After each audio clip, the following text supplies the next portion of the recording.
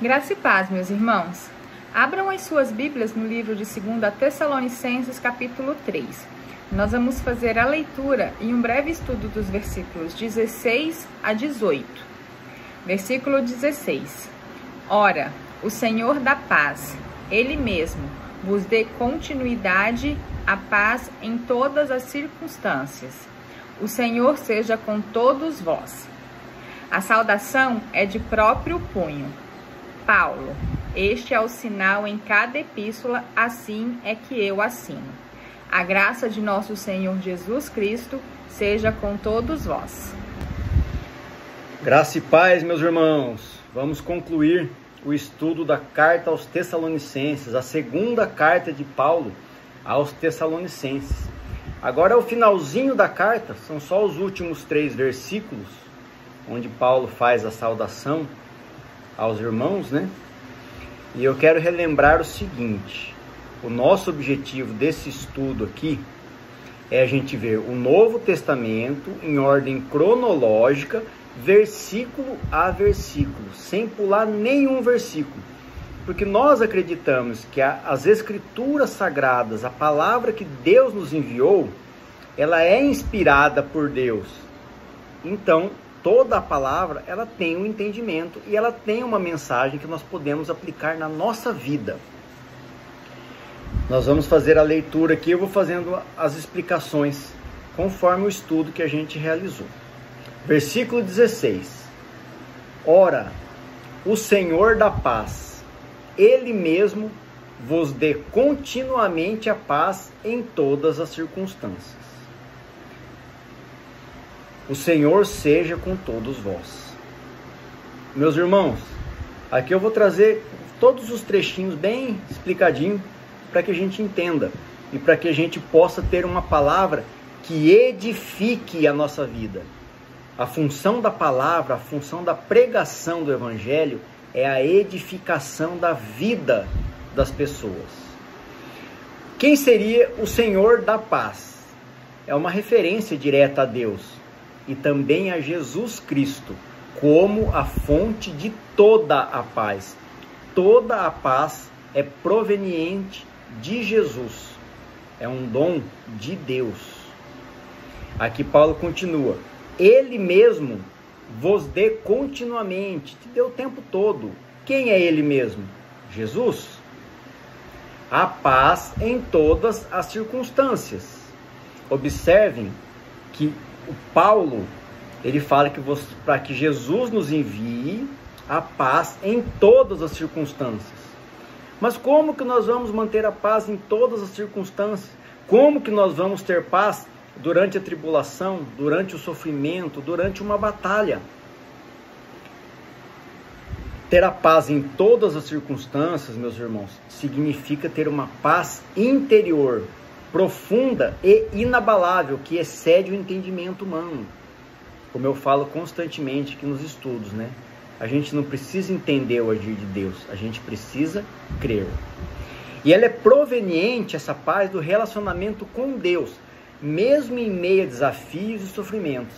Não se trata de ignorar as dificuldades ou fingir que tudo está bem, mas sim de entregar os fardos a Deus. Aqui eu trouxe uma referência bíblica, meus irmãos, bem conhecida e que eu costumo usar sempre nos estudos também, que está lá em Mateus 11, dos versículos 28 a 30, que diz o seguinte.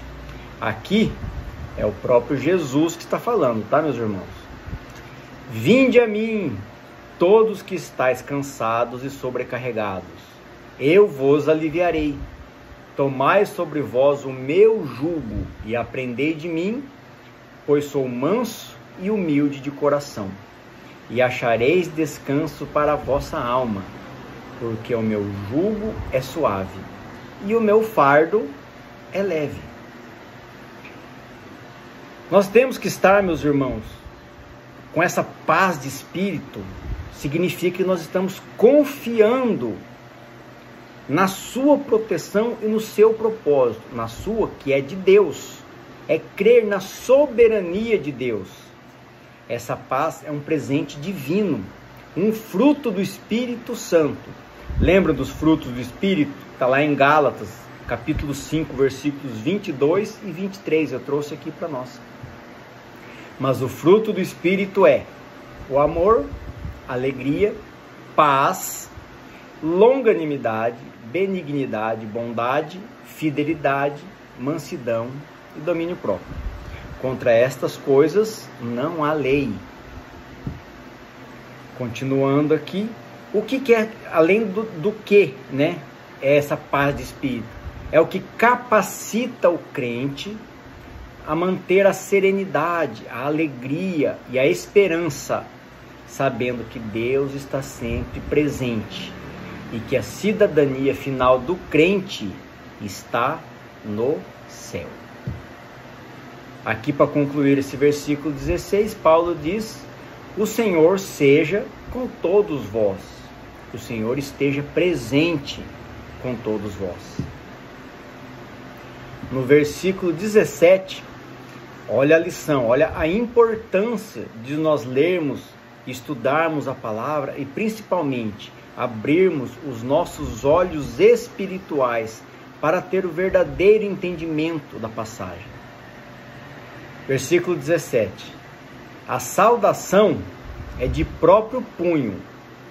Paulo, este é o sinal em cada epístola. Assim é que eu assino. Por que Paulo fez questão de evidenciar isso? Que ele estava ali escrevendo de próprio punho e que Paulo era o formato que ele assinava suas cartas, suas epístolas. Vou trazer uma referência aqui, a Gálatas 1, versículo 8. Prestem atenção na mensagem. Mas ainda que nós, ou mesmo um anjo vindo do céu, vos pregue um evangelho que vá além do que vos temos pregado, seja anátema, seja maldito. Quando Paulo está dizendo, eu escrevi essa carta de próprio punho e assinei como Paulo, esse é o meu sinal. Observem, meus irmãos, que Paulo estava preocupado já naquela época com os falsos mestres e a distorção do evangelho. Isso há 2000 anos atrás. Imagine se ele estivesse vivendo em 2025. Será que ele estaria confortável com o evangelho que está sendo pregado em muitas instituições religiosas? Me veio na memória uma brincadeira chamada telefone sem fio. É bem simples, é uma coisa de criança, né? Onde uma pessoa fala uma frase no ouvido de um colega, o que está mais próximo ali, o que está na sua frente na fila, e vai passando de ouvido a ouvido até chegar no último da fila. Na grande maioria das vezes, a mensagem que chega no final é diferente da que foi transmitida no início. Vale muito a pena, meus irmãos, nós refletirmos sobre isso. É muito importante que nós conheçamos verdadeiramente o que está escrito na Bíblia, pois a nossa referência da palavra de Deus não é o que eu estou falando, não é o que o pastor está falando, não é o que o padre está falando. É o que está escrito na Bíblia. O versículo 18, encerrando essa carta: a graça de nosso Senhor Jesus Cristo seja com todos vós. Meus irmãos, vamos fazer uma reflexão final aqui, para que a gente conclua e faça um apanhado do que nós devemos levar como lição de mais esse estudo. Chegamos ao final de mais uma carta do apóstolo Paulo. Eu gostaria de chamar a atenção de vocês sobre a importância que ele dá à pregação e o ensino do verdadeiro evangelho de Jesus Cristo. Observem, Paulo, ele já esteve presente ali em Tessalônica. Agora ele não está mais em Tessalônica, mas mesmo assim ele está enviando cartas para reforçar a palavra, para reforçar o ensino e para manter os irmãos direcionados conforme os mandamentos de Deus. A preocupação para com todos os irmãos e para que não se desviem do caminho. Vamos a uma referência bíblica também muito conhecida, que é João 14,6. que diz assim: respondeu-lhes Jesus: eu sou o caminho e a verdade e a vida. Ninguém vem ao Pai senão por mim. Quando Jesus fala eu sou o caminho, ele quer dizer que todos que andarem conforme os ensinos dele, conforme a vida que ele teve, e nós vindo após ele como imitadores, como discípulos, seguindo seus mandamentos, seguindo o seu ensino, crendo verdadeiramente e entregando as nossas vidas nas suas mãos. Eu vou trazer mais uma vez aqui para vocês uma referência bíblica muito importante que eu falo em quase todos os estudos. Não é uma redundância, não. É porque a gente tem que ficar batendo isso todo dia, pela importância que vai ser essa passagem, que também está no Evangelho de João, capítulo 8, nos versículos 31 e 32. Disse, pois, Jesus. É a fonte, meus irmãos. É Jesus falando mais uma vez. Disse Jesus aos judeus que haviam crido nele: se vós permanecerdes na minha palavra. Observem, olha como é importante. É a mesma pregação de Paulo, mas agora é Jesus que está falando.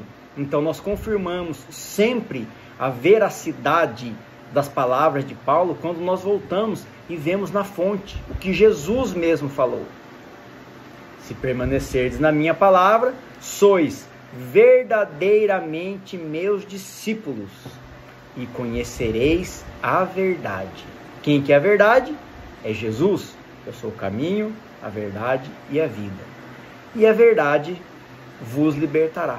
Nós seremos libertos por Cristo, libertos da maldição do pecado. Que tudo seja feito para a honra e glória do nosso Senhor Jesus Cristo. Amém.